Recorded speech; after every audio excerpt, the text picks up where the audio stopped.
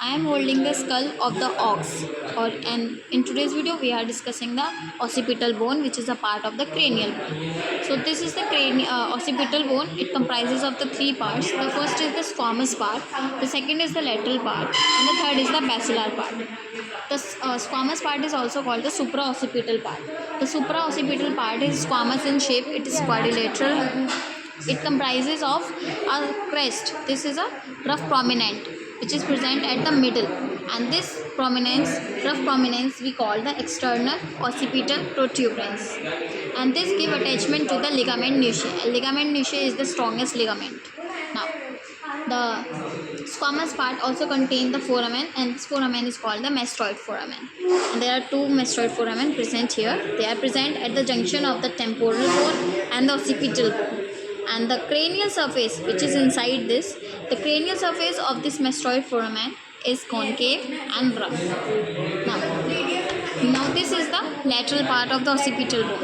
The lateral part of the occipital bone comprises of two condyles, two paramastoid process, a foramen magnum, and it presents two foramen inside this condyle. One is the upper one we call the upper one is the condyloid foramen, and the upper one is the hypoglossal foramen, as we can see here.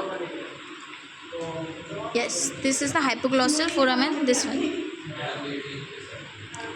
is the hypoglossal foramen, and behind the hypoglossal foramen we have this condyloid foramen. The condyloid foramen is present at the border. Now these are two condyles, and these condyles articulates with the atlas. Atlas is the first cervical bone. Now these are two paramastoid processes, and these paramastoid processes are parallel to the condyles, and they are also parallel to the mastoid process. This is the mastoid process.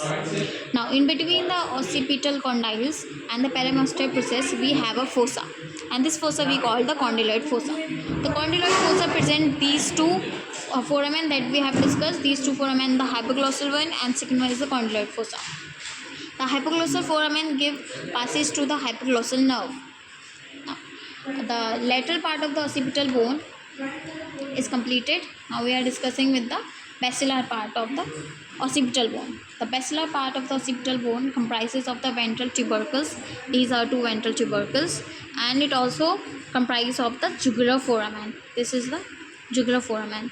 The jugular foramen, and there is also the foramen lucidum.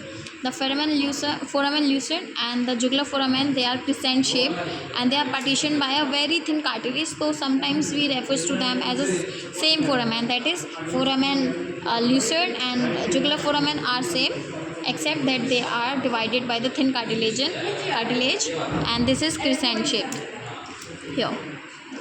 Now the occipital bone का जो basilar supraoccipital part of the occipital bone